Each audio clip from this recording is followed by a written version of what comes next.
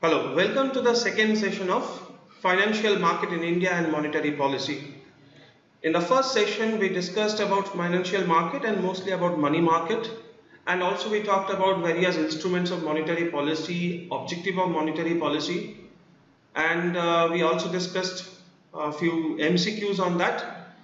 Now, in this session, we'll be further discussing more details about monetary policy. In the sense, we'll be discussing more MCQs. We'll also discuss BCBS, Basel Committee on Banking Supervision, and we'll discuss some ratios related to banking. So with this, let us start with our first MCQ of the day. Now it says reverse repo rate is a tool used by RBI to. Now for which of the following purpose RBI uses reverse repo rate? Now if you recall, repo rate was the rate of interest at which banks can borrow money from RBI, which is at present 4.4%. Reverse repo rate is the opposite one, where RBI borrows money from commercial bank, or commercial bank will park their extra money with RBI. Now that percentage at present is 3.75%. That means for every 100 rupees commercial bank give to RBI, commercial bank will get 3.75% interest, which is, you can understand, very low than other available options for a bank to allocate its money. Just for example, even if a bank buys government securities, it gets around some 5.5% to 6.5% return. If it gives a loan to the public, the rate of interest will be 10%, 11%, 12%, something like that. Instead, why should a commercial bank simply go to RBI and park money at 3.75% interest? So obviously not possible. However, if RBI thinks that I will increase the reverse repo rate, say it increases the reverse repo rate to some 6% on a short-term basis. So what will happen? The banks would like to park their money with RBI. So by doing this, RBI will be able to absorb liquidity from the system. Let me repeat it once again.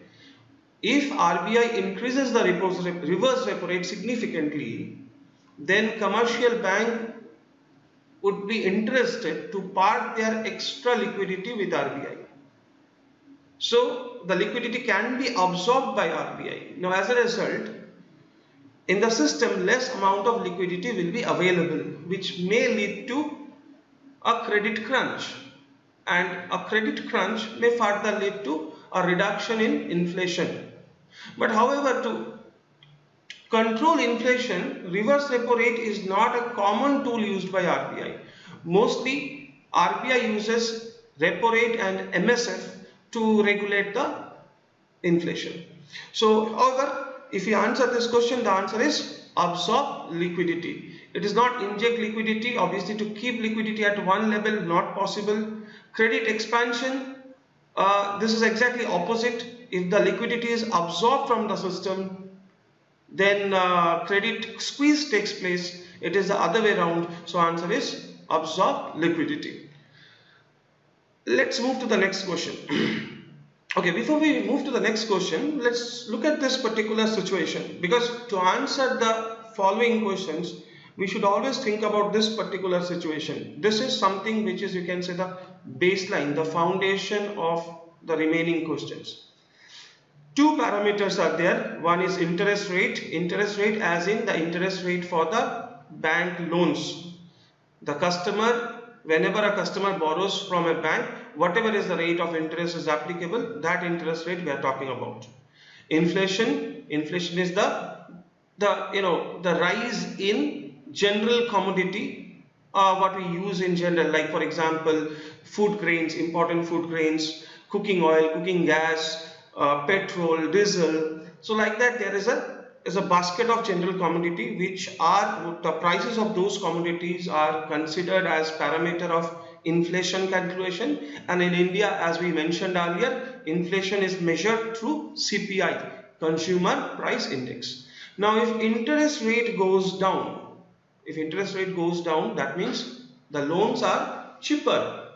A loan can be availed in lesser rate of interest. So public will can avail more funds.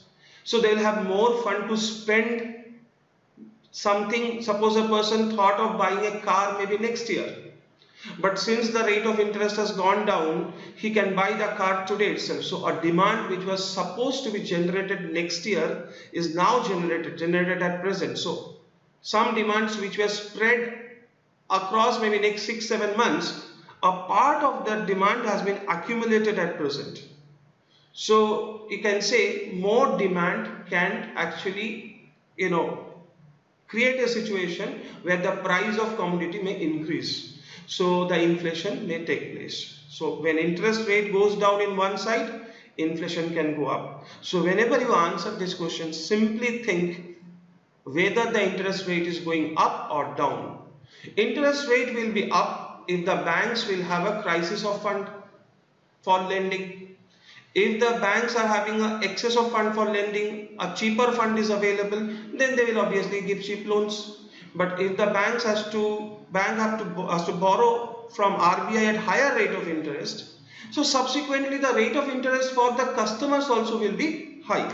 So think in that angle. I'm sure the questions can be easily answered. Let's look at the next question.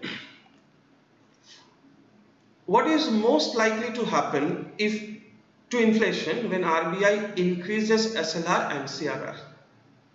So as we just discussed, let me just recall what is SLR and CRR.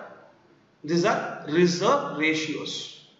What was CRR? The percentage of NDTL, net demand and time liability, the percentage of total deposit a bank has to keep with RBI in liquid cash. And what is SLR? Is similar percentage a bank has to keep with itself in terms of liquid cash, gold, or maybe government securities. Now let us take a situation. Say the CRR is 6% and SLR is 22%.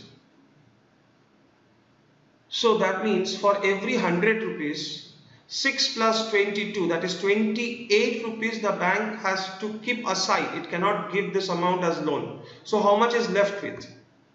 72 rupees is left with the bank so that it can give loan to its customers. Because banks give loan from whatever fund they receive as deposit. From that deposit, 28 rupees is separated. Please understand. Only 72 rupees is left for giving as loan. Now, if RBI decreases both SLR and CRR, then suppose SLR has become now 20% and CRR has become 4%. So earlier it was keeping 28% money aside, now it is keeping 24% money aside. So it has had more fund with it. It has now 76 rupees with the bank left for lending. More fund available means more credit. More credit or more loans means more demand. More demand means people will keep buying things and inflation may increase. Inflation may increase. But here the question is, RBI increases SLR and CRR. Now if SLR and CRR are increased, so RBI actually what it is ensuring is so that more money remains with bank itself and with RBI. So banks will left with lesser amount of money for lending. Lesser amount of money for lending means people are getting lesser amount of loans. Less demand. Less demand means inflation will be under control. It will decrease gradually. So answer is option number 2. Let's quickly check once again. If SLR and CRR is increased, more money is parked with the commercial bank and with RBI. So a lesser part is available with the bank for lending. Less amount of money available for lending means less demand is created in the market. Less demand is price of commodity will be under control. It will gradually decrease. That's why inflation will decrease.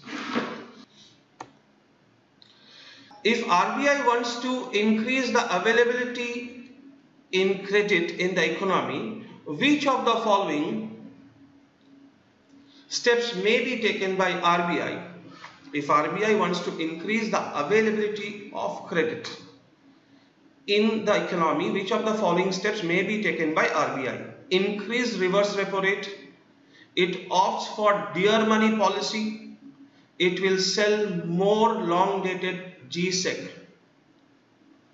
So let's think. If the credit availability has to increase in the economy, banks should have more funds available with it, and also it should be cheaper.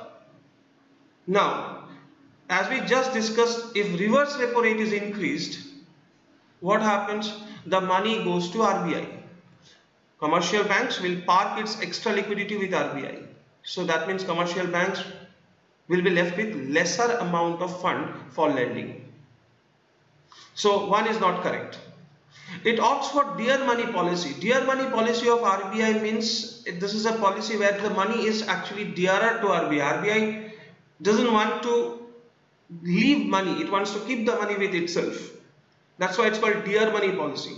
So when RBI implements dear money policy, the rate of interest generally goes up, rate of interest of lending goes up. So obviously if the credit availability has to increase, the rate of interest cannot go up. So answer cannot be option number 2.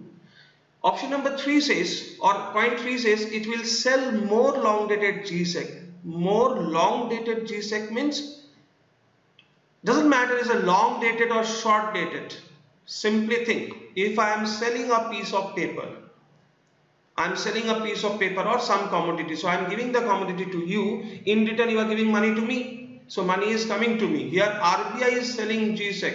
So money is moving from system or from banks to RBI, which means banks left with lesser amount of fund. That means it is a credit squeeze, lesser amount of money available for lending.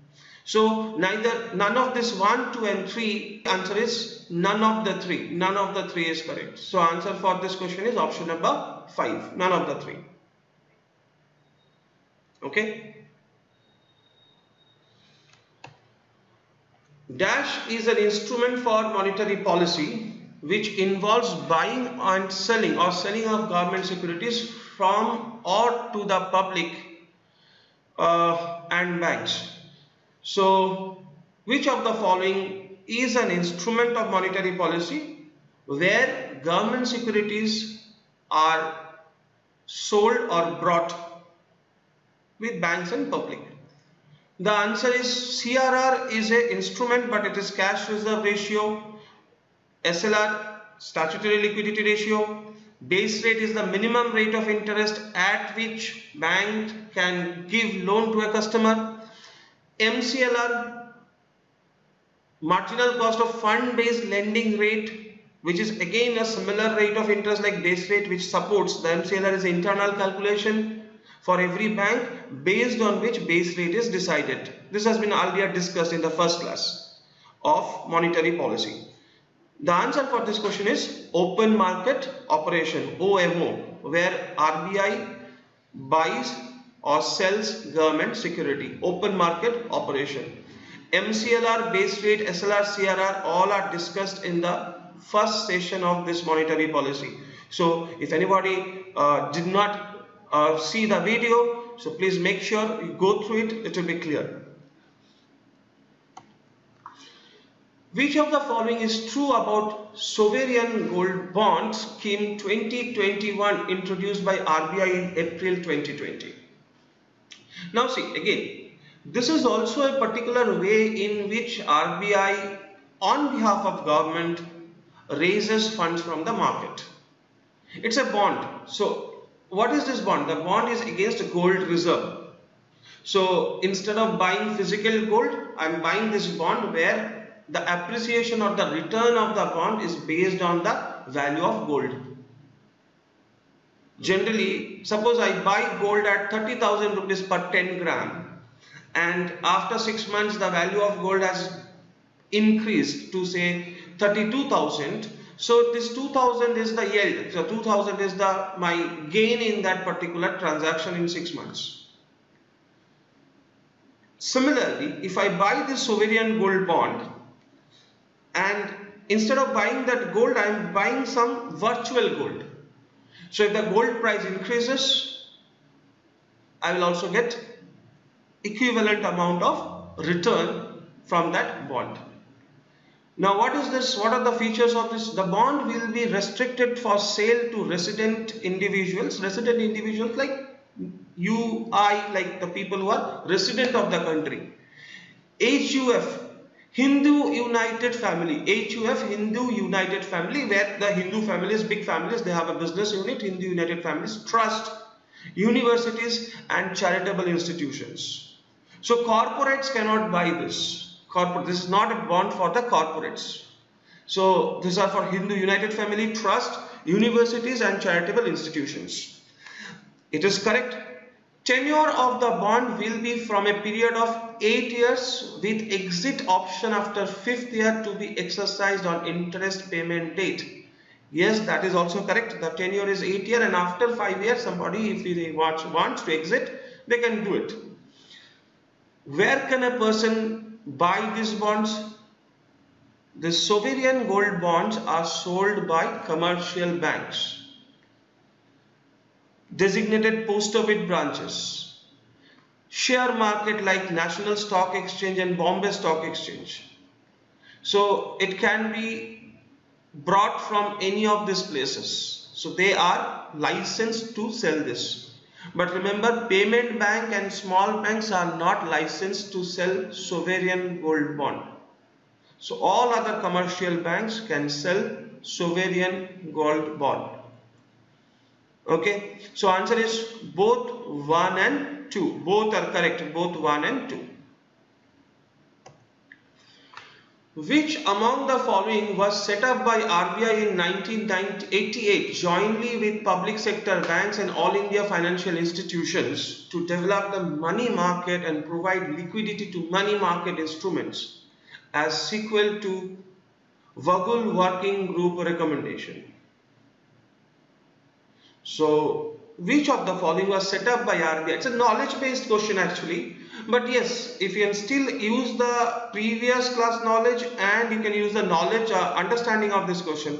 This is a financial institution developed in 1988, so it is not a bank, that's for sure, because in 1998 no bank has been developed, and all India financial institutions like Industrial Finance Corporation of India or maybe other national level institutions, the purpose is to support the money market and provide liquidity to money market instruments. So if you can guess well, the answer is Discount and Finance House of India Limited, DFHI. We discussed this earlier. This is a very important body in our money market, and presently it is owned by SBI, so we call it SBI DFHI, State Bank of India. So answer is option number 1. Let's move to the next question. Which among the following correctly defines hundi? They are slips on paper presented to the customer while purchasing goods. No, these are like, we call it bill or invoice. In industrial terms that is called invoice. In normal purchasing we ask for a bill or memo, but this is not hundi. They are accounts of unorganized sector in India. Yes, it is related to unorganized sector, but this is not an account.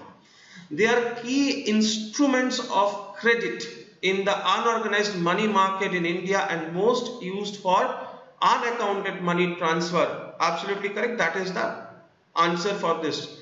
Hundi is a term used in unorganized money market, and where by using hundi one can transfer money from one place to another place. So without going through banks or any registered money transfer organizations, the money can be transferred. So this is what is called hundi. They are organized money market instruments? No.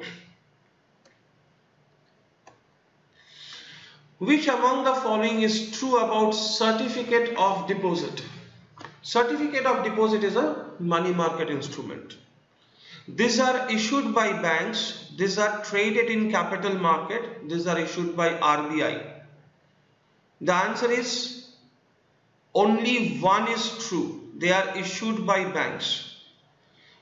This is not a capital market instrument. This is a money market instrument, and these are physically traded over the counter. They are not issued by RBI. A certificate of deposit is considered as a secured money market instrument. Why secured? Because they are issued by banks. On the other side, we have commercial papers. Commercial papers or CPs are issued by corporates with good credit rating. Commercial papers, CPs, are issued by big corporates with good credit rating. But for certificate of deposit, no credit rating is required because these are issued by banks. It is similar to fixed deposits. What we do normally in a bank, we go give some money, against it banks give us a certificate which we call fixed deposit certificate. Against it, after the maturity period, we'll get some interest. Almost similar, but this is something of bigger amount. These are issued by banks to raise their fund, and they are traded in money market, certificate of deposit. Okay, so answer is only one. These are issued by banks. Which among the following steps may be taken by RBI to increase the credit availability in economy? Almost a similar question what we discussed earlier. Which among the following steps may be taken by RBI to increase the credit availability in economy? Remember, recently most of the steps taken by RBI in the last 1 year are to ensure credit availability in the economy. As the economy was not growing faster as we expected, it has become slow, and recently because of this COVID-19 challenge, the economy is bound to become more slow, like it is going to struggle a lot. So there are a lot of policies like LTRO, which has been discussed in last class, LTRO, Operation Twist, and this type of activities are done by RBI to keep a sufficient amount of liquidity in the system and to ensure that the credit availability in the economy or cheaper loans are available in the economy. And another indication is that reduced repo rate. 4.4% repo rate is the ever lowest repo rate in Indian economy. So these are indications that RBI is trying to ensure that cheaper credit is available in the economy. So which of the following steps may be taken by RBI to increase credit availability in the economy? Increase SLR. We just discussed, if the SLR is increased, money goes to RBI or it remains with bank. So what will happen? Less amount of money will be available with the banks for credit. So it is not going to happen. Decrease CRR. Yes, if CRR is reduced, just imagine if CRR is reduced from say 5% to 4%, straightway 1% of the total deposit of all the banks are available with the banks for lending. Just imagine the entire ambit. Every bank has to maintain say 5% of its total deposit with RBI. Now RBI reduces it straight to some 4%. That means 1% of the total deposit is now available with the banks, and it can increase the lending, or it can use this fund for lending. So decrease in CRR will certainly increase the credit availability, and it will immediately affect repo and reverse repo, or repo or MSF. These effects are little slow. Decrease in repo and MSF is also correct. If RBI decreases the repo rate and MSF, then also the rate of interest for the banks when they will borrow from the RBI will also reduce, and hence they can further forward the loan to the customers for that. But trust me, this particular thing takes time to pass on from the RBI level to the customer level. It does not happen so fast, it does not happen so frequently, and that is why RBI has introduced something like LTRO or Operation Twist type of operations, because the effect of reduced repo is not reflected on the front line or on the end user level. But if RBI reduces CRR, it immediately changes the situation in the liquidity availability with the banks. So the rate of interest may not decrease immediately, but the amount of credit available in the system will be certainly more. RBI buys back bulk of GSEC. GSECs are government security. Again, RBI buys back, RBI purchase. So when RBI purchase, RBI has to pay. So RBI pays money to whom? RBI pays money to the bank. So banks will have again extra cash available with them so that it can further give the loans. So if it is about increase of credit availability in the economy, all the three, option 2, 3 and 4, all three will be helpful to do that. So RBI buys back bulk of GSEC, decrease in repo rate and MSF, decrease in CRR. So answer should be option number 3, only 2, 3 and 4. That is the correct answer. RBI had announced an increase in WMA, Ways and Means Advance, limit for the center and the state in April 2020 with a view to provide greater comfort to the state to undertake COVID-19 containment and mitigation efforts and enable them to better plan their market borrowings. It has been decided to increase by. It has been decided to. Now, what is Ways and Mean Advance? It is it's a window under which state government as well as central government can borrow from RBI to overcome their liquidity shortfall. Like the facility RBI gives to the commercial banks, a similar facility is given to center and the state. As we know, the RBI is also known for banker of the government, and as a banker of the government, RBI extends this facility. Now for central government, this limit was earlier 75,000 crores. Now it has been increased by 60%. It has been increased by 60%. Now increased by 60%, the new limit has become now 1,20,000 crores for central government, and the total accumulated credit limit under this for the state government has become 51,560 crores. For the central government and the state government, for both the limit has been increased by 60%. Answer is option number 3. Now the new limit is 1,20,000 for the central government, and the accumulated limit for all the state together is 51,560 crore. So the answer is 60%.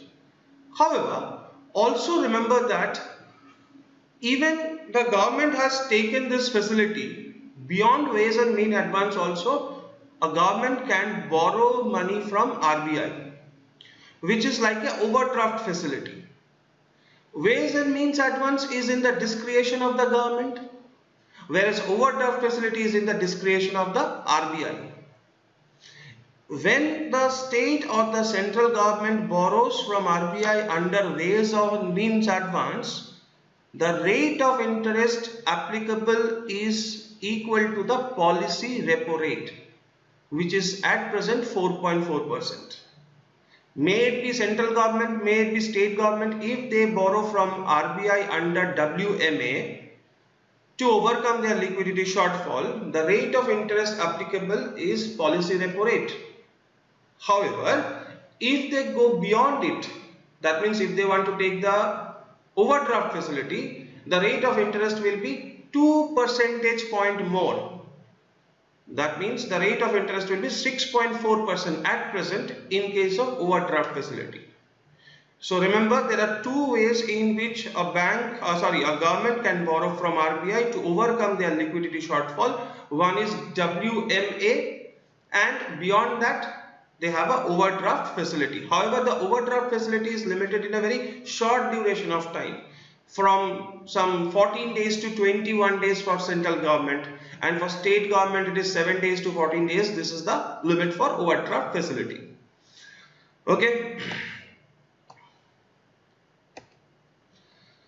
Right, we'll start with Basel Committee on Banking Supervision, Basel Committee on Banking Supervision, BCBS. Basel is a name of a city in Switzerland. You can say it is the banking capital of the world. The organization is BIS, Bank for International Settlement, which hosts the Basel Committee. So BIS is the main organization. This is an organization which hosts Basel Committee. This is an international committee. The objective of the committee or the purpose of the committee is to, recommend the norms, practices the banks of its member nation should practice so that the banking becomes risk-free and smooth. And this is something which you can say it's a global committee on banking practices. Presently, there are 45 member countries who are participating with the Basel Committee. The chairman of the committee is Pablo Hernandez Dicos. He is also the governor of the Bank of Spain, the Central Bank of Spain, and Caroline Rogers is the current Secretary General of Basel Committee.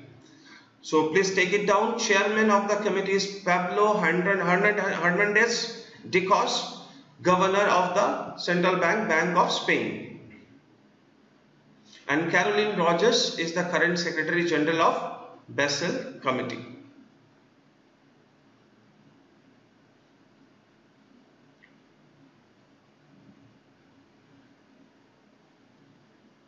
Okay, so the name of the committee is based on the name of the place. The committee is hosted by this 45 members. They are the member countries. The central bank governors of all these countries are the members, and they come up with all the suggestions, all the practices for every member countries that how banking should be practiced. Now let's go to the next slide. The set of agreements by the BCBS, which mainly focuses on risks to banks and financial system, are called Basel Accord. So you can say the guidelines given by the committee is known as Basel Accord. So in 1988, Basel Committee introduced the first accord, which is known as Basel I. Main focus that time was only credit risk, the risk associated with the lending, and India adopted Basel I guideline in 1999.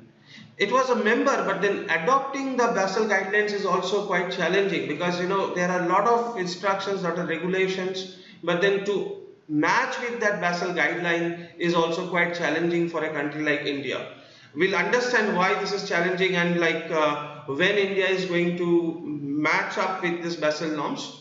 So the Basel Accord 1 was in 1988. At present we are in Basel III norms. We are trying to match up with the Basel III norms. In between there was Basel II norms. So what was that Basel II? If you see, Basel I was only focusing on the credit risk, whereas in Basel II there were 3 pillars. It's called 3 pillars of Basel norms. Minimum capital requirements, supervisory review process, and disclosure and market discipline. So we'll understand this because this is the most important area, minimum capital requirement. Supervisory review process, in the sense, in nutshell it says how central bank should supervise the banking operations in a country. Disclosure and market discipline, that means the bank should come up with all the disclosures. It should disclose its various parameters, its NPA level, its profit, its other parameters, and it should also maintain some market disciplines. These are the 3 important pillars: minimum capital requirement, supervisory review process, and disclosure and market discipline. And when it moved from Basel II to Basel III, it has actually enhanced those limits, enhanced those parameters. However, they have also introduced something called liquidity requirement. So in Basel II, it was mostly capital requirement. In Basel III, now along with capital requirement, it has also come up in liquidity requirements. And there are some other frameworks like to risk management and capital planning, enhanced risk disclosure and market discipline. So these are some of the movements in Basel III. Now let's understand what is this capital requirement. LCR is one term we'll be discussing very shortly. LCR, liquidity coverage ratio. Minimum capital requirement is actually measured using CAR, which stands for capital adequacy ratio. CAR stands for capital adequacy ratio. It has got another name, CRAR. It is capital to risk weighted asset ratio. Capital to risk weighted asset ratio. How it is defined, or what is the limit, how much a bank should maintain? RBI, when it comes to Basel Committee, it's a recommending body. It's not a regulatory body. It recommends. Whereas RBI is the regulatory body. So RBI adopts the Basel norm in its own way and finds out some way how it can actually adopt with the Indian system. So the total capital, tier 1 capital plus tier 2 capital, must be at least 9% of risk weighted asset on an ongoing basis. Thus, within the minimum CRAR of 9%, tier 2 capital can be admitted maximum up to 2%. Okay, we'll understand it in more detail. But please understand, if you look at global norms for Basel III, it is asking for 12.5% CAR. Whereas in India at present, RBI is saying to the commercial bank, you try to maintain at least 9%. But there are banks who are maintaining more than 12.5% also. But at least 9% of the risk weighted assets should be maintained by the banks on an ongoing basis. Tier 1 and tier 2 capital we'll understand very shortly. This is how the formula is given. Eligible total capital divided by risk weighted asset. There are three types of risk. RWA stands for risk weighted asset, credit risk, market risk, operational risk. So let me touch upon this particular three risks for just some time. A credit risk is simply the risk associated of a loan of not getting repaid. So let me give an example. If a loan is issued against fixed deposit, the credit risk is 0. Why? Because if a loan is issued against fixed deposit, generally if 1 lakh fixed deposit is kept, the loan amount is 90,000 or 85,000 or 80,000.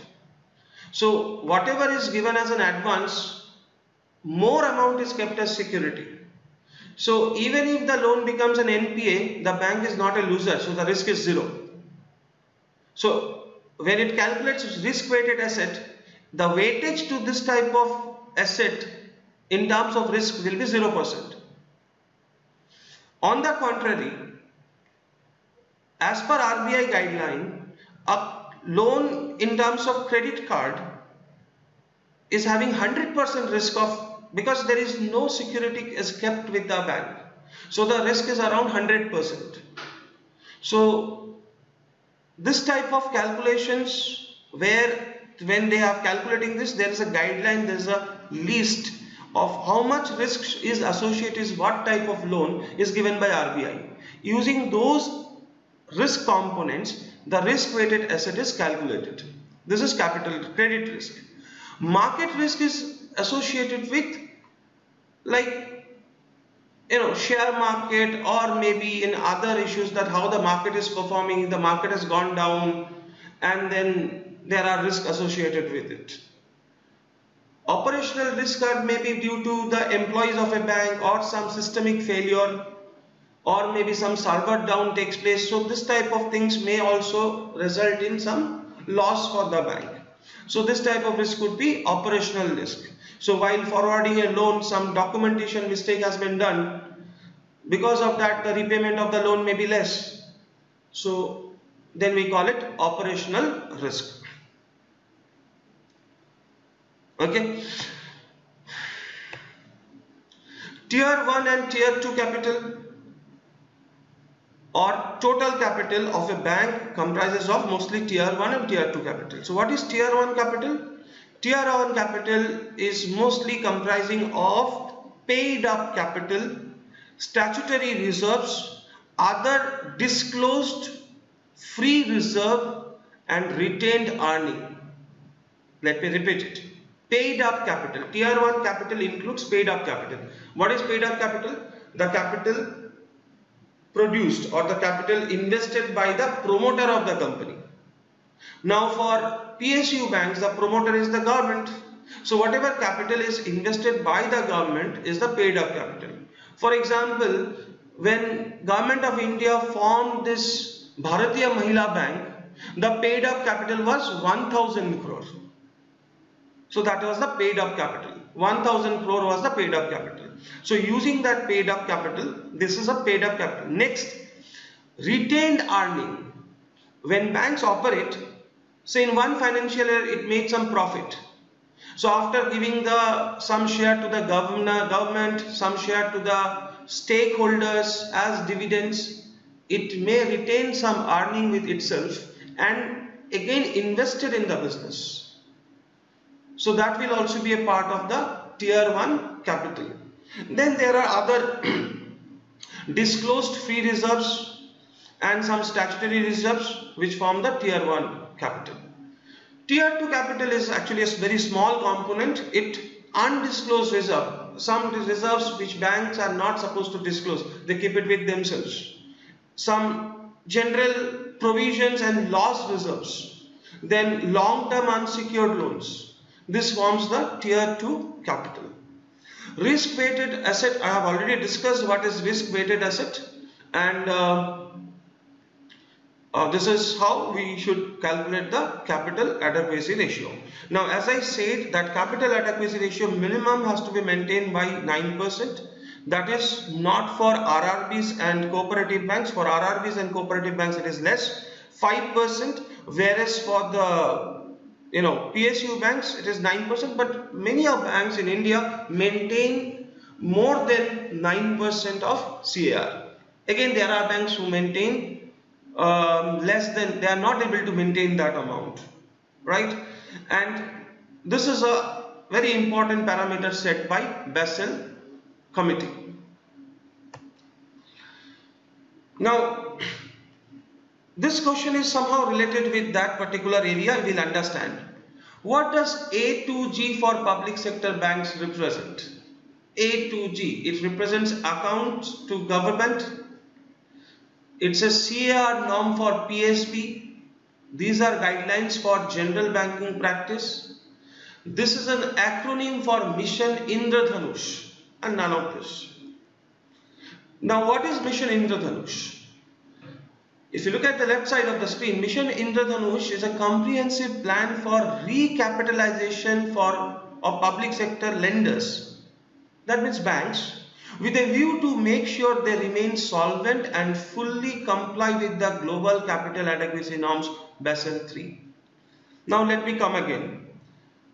If you look at the terms solvent and insolvent, solvent is the bank is secured. It is not likely to get bankrupted. Like it is not going to default on its dues. Even if some bad situation happens, it will be able to absorb the shock. So to do that, it should have sufficient capital with it. So that's why capital adequacy ratio is very important. So a question can be there, what does capital adequacy ratio indicate for a bank? So it indicates the solvency of a bank. Higher the capital adequacy ratio, higher the solvent is the bank. Lesser the capital adequacy ratio, the bank is likely to get insolvent. Now, to make sure that the PSBs, match with the Basel III norms and also they remain sufficiently capitalized. Government of India during its budget time to time has introduced number of schemes, or they have plugged in or injected fused some capital in every PSU banks. This Indradhanush was launched in 2017 and the objective of this this particular scheme was to recapitalize the PSBs.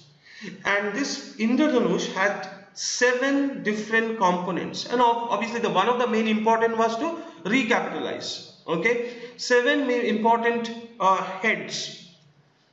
Those 7 important heads are named like this: appointments, bank board bureau, capitalization as I have discussed, de-stressing, empowerment, framework of accountability, and governance reforms. So A, B, C, D, E, F, G, and that's why it's called A to G for public sector banks. So it is a reform practice, and under this obviously it is, you can say it's an acronym of Mission Indradhanush. Appointments, in the sense appointments to be made on the top posts in banks. Earlier there used to be only chairman or CEO. Now there are 2 separate designations. One will be the chairman, another will be MD and CEO. So 2 separate posts are specified. 2 different individuals. One will be the chairman and the other will be the MD cum CEO.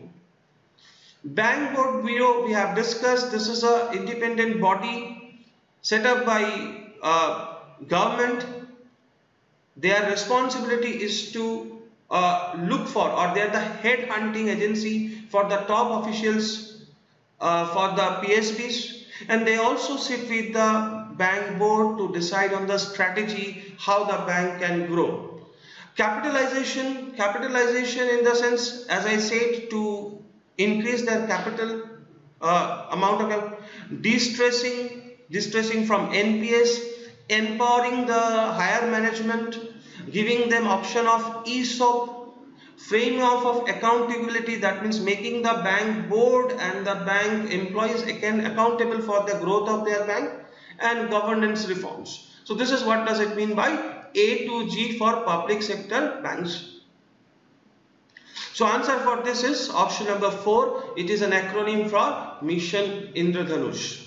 Don't confuse with Indradhanush related to immunization, like there is another scheme which is related to health sector, Mission Indradhanush. What does CD ratio represents in banking? Credit to deposit ratio, capital to debt ratio, cash deposit ratio, credit to debit ratio. I'm sure you might be thinking, many of you might be thinking by now, it is cash deposit ratio, and that is the most common answer we generally get, but please remember it is credit to deposit ratio. This is also known as sometimes LDR, loan to deposit ratio, LDR, loan to deposit ratio. CD ratio is also known as LDR, loan to deposit ratio. Now, what is the CD ratio? It is the percentage of total deposit forwarded as credit or loan. Let me simplify it further. Suppose a bank has received total 100 rupees as deposit and it has forwarded 70 rupees as credit. So its CD ratio is 70%. Now what should be an ideal CD ratio for a bank? What should be an ideal CD ratio for a bank? Now if you see, there were other parameters also like SLR and CRR. Whatever deposit comes to a bank, it cannot forward the entire amount as loan. It has to keep certain amount as SLR, certain amount as CRR, and after keeping that, it only left with some 72, 73% or 74% of the money for lending. And there too, it has to look for Npa Provisioning. We'll understand what is Npa Provisioning. So it has left with again a slight amount of this, a certain amount of this for lending. Now the question is, can bank forward the entire amount left for lending? Is it possible? Let's see whether it is possible or not. So a CD ratio is an important indicator of a bank's condition. This question will clearly make you understand that what is the significance of the CD ratio. If the CD ratio of a bank in a state is around 40%, which of the following can be concluded about the performance of the bank in that state? Now obviously CD ratio is calculated on an overall state central level, that means overall CD ratio of a particular bank. But it is also calculated on state level, district level also, branch level also. Why? As I said, that what amount of or what portion of the total deposit a bank is lending. So if a bank in a state is lending only 40 rupees of every 100 rupees received, it means it is not utilizing its resources properly, because it is giving only 40 rupees at loan. Subsequently, its income from interest also will be less, because if it is not able to give more loans, its income from interest will be less. So it is giving only 40% of the total deposit, because it has to give interest to the depositors, those who kept money with the bank has to give interest to them. But it cannot earn interest because it has given only 40 rupees as loan. So it indicates underutilization of its resources and obviously subsequently less income. So for a bank for their own internal calculation, they have to calculate the CD ratio on every branch level, that how a bank is performing, whether it is utilizing its resources. District level, because the government has to see that whether the banks are performing their duties properly, whether they are only taking deposits and giving loans in somewhere else, or they are giving loans in my state also, or they are giving loans in this district also. So from government significance also, government will see and government will always want that the banks are practicing or maintaining a good CD ratio in that state. So that means there is a sufficient amount of loans are available in that area or that state or that district. But it should not be the other way around. That means deposits are taken from here but the loans are given somewhere else. So answer for this question is option number 2. Ideally, a good CD ratio could be something around 65-67%. A CD ratio of 70-71% indicates that overutilization of resources, which means the banks, after keeping its SLR, CRR, Npa provisioning, if it has given 70% of the total deposit as loan, it does not have any more resources. That means if somebody comes and is a very prospective customer now coming for loan, so it will not be able to forward him the loan. He has to again borrow from RBI or some other sources to develop that customer. On the other side, very less NPA is also not good, as I have already discussed. So ideal CD ratio could be something around 60% to 65-67%. Okay, let's move to the next question.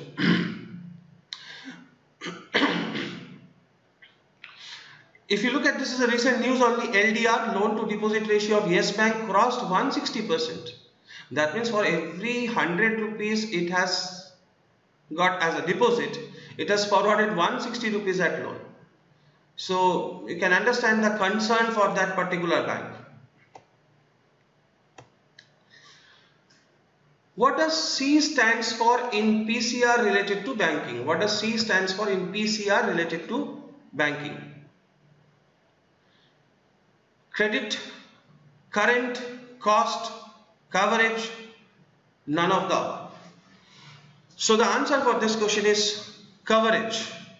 PCR stands for provision coverage ratio. Provision coverage ratio. Provisioning coverage ratio. PCR stands for provisioning coverage ratio. Now what is this? I have been talking for the last 2 slides about Npa provisioning. So what is this Npa provisioning? According to RBI guideline, every bank has to keep aside certain amount of its fund as a security, as a backup for the assets or the loans to get NPA. Because we know that when banks give loan or they create these assets, there is a percentage or there is a probability that this will become an NPA, or certain amount is a probability is there. Now to make sure that risk is not exposed, there is a risk. To make sure that risk is not exposed, a certain amount the bank has to keep with itself. It's just to retain. Now, earlier RBI had a guideline that the PCR should be 70% of the gross NPA. This is the ideal PCR. 70% of the gross NPA should be provisioning, should be done by a bank. However, this is not as such regulated by RBI, but yes, the ideal value for PCR is 70%, and there are banks who maintain PCR very close to 70%. There are banks who also maintain beyond that, like IDBI having a very high PCR, something around 90%. Again, there are organizations, there are banks who has PCR very less. Maybe something like South Indian Bank has got a PCR of something 50.4%. These are obviously last year's data. So this is the range you can talk about. So ideal value for PCR is 70%. They'll not certainly ask you what is the PCR of this XYZ bank. I'm giving you this idea just to understand how much provisioning is done. So C stands for coverage.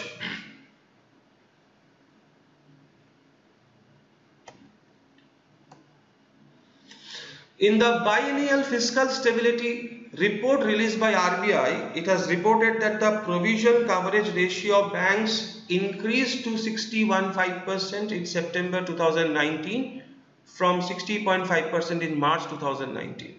Now this is a report released by RBI in December 2019. And you can see there's an increase in the PCR. However, it's a slight increase, but this is the overall increase, which is quite good because it shows that the NPA condition is improving.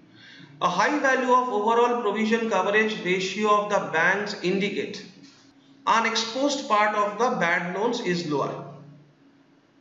The answer is unexposed part of the bad loans is lower. Now, as I said,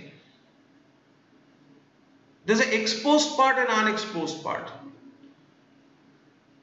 Of the total NPA, for whatever area the provisioning has done,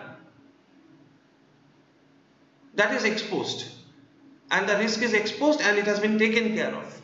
But there is remaining part is unexposed part, and that part will be lower.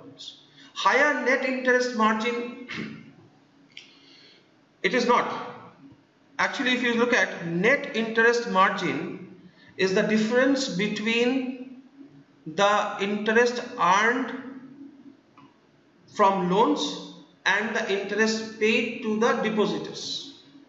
For a bank, net interest margin is the difference between the interest earned by a bank and interest paid.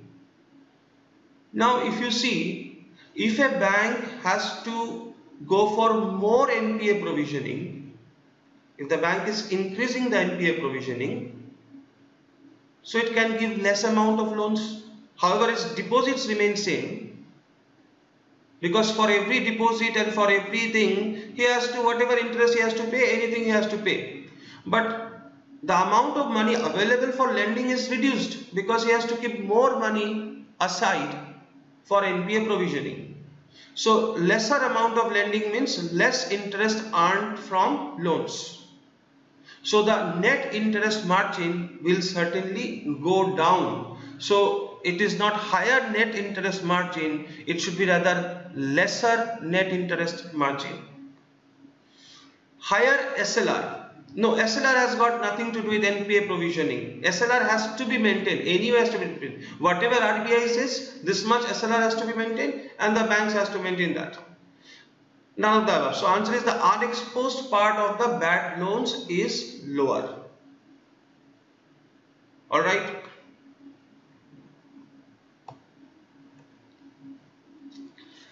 A high Casa ratio for a bank indicates. What is Casa Ratio? Casa Ratio is the deposit in Casa. Casa stands for current account savings account divided by total deposit. As we know, in a bank there are two types of deposits. One is called demand deposit and the other is term deposit. Demand deposits are money we deposit in current account and savings account. Term deposit is the money we deposit in fixed deposit and recurring deposit. So there are total 4 types of deposits: savings account deposit, current account deposit, and fixed deposit and term deposit, recurring deposit. These two are demand deposit and these two are term deposit. This is called Casa, current account, savings account. So out of the total deposit, what percentage is in terms of Casa? Ideally, this value should be something around 50%. Now, there are some advantages as well as some disadvantages of Casa deposits. Advantage of Casa deposits, they are low cost funds. In current account, commercial bank need not pay any interest to the depositor. In savings account, most of the bank today gives 3.5% to 4% interest. Whereas in fixed deposit, the rate of interest is 6% and onwards. Recurring deposit is also similar rate of interest. So the fund, what the banks get from the depositors, that also comes with a cost, because the banks had to give some interest to them. Now, if the cost is less, where the cost is less? The cost is less in case of Casa. Now, if the cost is less, so obviously, when they give the same money for lending, they can earn a more interest. The gap is more. So the answer should be high net interest margin. I got a fund at 3.5%. That means I have to give an interest of 3.5%, but I am earning an interest of 12%. But if I get a fund at 6% interest, but I am giving a loan at 12%, then the margin is less. So high Casa ratio for a bank indicates high net interest margin. High provisioning coverage ratio, no, it is related with lending, the amount I am lending. It is not related with the deposits. This is related with deposits. High CAR, capital adequacy ratio, is again related to the asset. That means the amount of loans I am giving based on that. So answer for this one is high net interest margin. Low net interest margin is the opposite.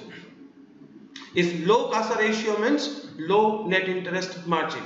Now, just to give an indication, what is the range of this Casa ratio? How much the banks maintain in terms of Casa ratio? So let me give an example. Kotak Mahindra Bank or ICICI Bank are those banks who maintain quite a high Casa ratio. Kotak is something around 53%, ICICI Bank is around 41-42%, this is the range. Whereas there are other banks who are not able to maintain a good Casa ratio, like South Indian Bank or some other banks whose Casa ratios are less, even up to some 25-26%. Okay, so this is the range of Casa ratio we are talking about. Something like 25% to 50-51%.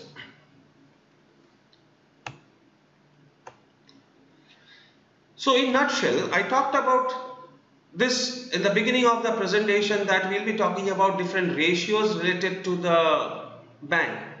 Now, in nutshell, if I have to say the financial health of a bank as an external person, not as an auditor of RBI, not as an auditor of bank, obviously they also look for this particular parameters. They have to look for these parameters. But as an external person, if you have to see what is the financial health of a bank, how secured is the bank, how safe is the bank to keep my money in that bank, these are 8 parameters one can look for. If I have to compare between banks, which one is a good bank whose performance is secured, because recently we know what happened with Yes Bank and what have happened with number of cooperative banks where they lost their license from RBI. So this Yes Bank is a learning for us. Now, if you look at it from external point of view, if you have to see that how the bank is performing, these are the 8 parameters we can look for. They are gross NPA, they are net NPA, PCR, provisioning, coverage ratio, net interest margin, capital adequacy ratio, Casa ratio, CD ratio, and return on asset. That means how much they are getting on asset they are making. Now, out of this, let me just touch upon this to gross NPA and net NPA. Gross NPA is the total NPA. Net NPA is gross NPA minus, most importantly, the provisioning. I just discussed NPA provisioning. So gross NPA minus NPA provisioning is equals to net NPA. However, there are other components also which are subtracted, like any claims from Deposit Insurance and Credit Guarantee Corporation of India or ECGC, Export Credit Guarantee Corporation. So any pending claims or any claims received from Deposit Insurance and Credit Guarantee Corporation of India or ECGC, these are also subtracted from gross NPA to arrive at net NPA. But talking in a broader perspective, gross NPA minus NPA provisioning, we can say it is net NPA. The range at which these banks operate in gross NPA and net NPA, if you look at like some of the struggling banks may be having a gross NPA of something around some 28.7 or some 30%, like of the total assets, there are 28% assets are NPA, which is a alarming condition. But there are good performers like HDFC Bank, whose gross NPA is only 1.4%. Only 1.4%. Whereas net NPA is like something around 8% for some of the bad performing banks. Their net NPA is 8% of the total asset, and some of the good performing like HDFC or Kotak Mahindra Bank is something in some decimals like 0.8, 0.9%. So that is the range I am talking about. For gross NPA, the range could be from some 1.5% to some 30%, whereas the net NPA is something around say 0.78% to 0.78% or 0.8% to some 8-9% of the total asset.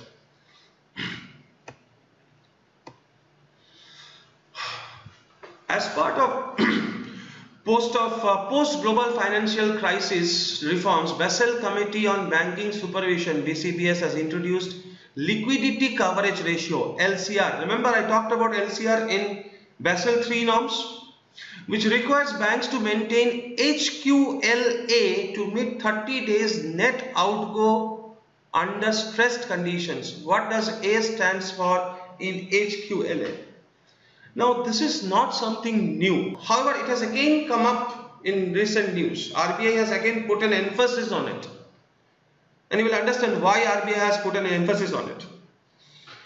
So what is this liquidity coverage ratio? Liquidity coverage ratio is like it has to keep a certain amount in high liquidity assets. High liquidity assets to meet 30 days net outgo under stress condition. Now we are in a very stress condition. Now in this stress condition, so that banks does not fall in some liquidity shortfall, they have to maintain HQLA. So here A stands for asset. A stands for asset. High quality liquid asset. High quality liquid asset. HQLA stands for high quality liquid asset. Okay, I'm repeating it. High quality liquid asset. Now, like liquidity adjustment facility, there is a facility to avail liquidity for liquidity coverage ratio under RBI. Remember, like liquidity adjustment facility, this is one more facility available with RBI to avail liquidity for liquidity coverage ratio. It's called FALLCR, 15% of NDTL with effect from April 2020. And how much they have to kept? On an average, whatever is the cash outflow for a bank for 30 days. Cash outflow for a bank for 30 days. Equivalent amount has to be kept in terms of HQLA. However,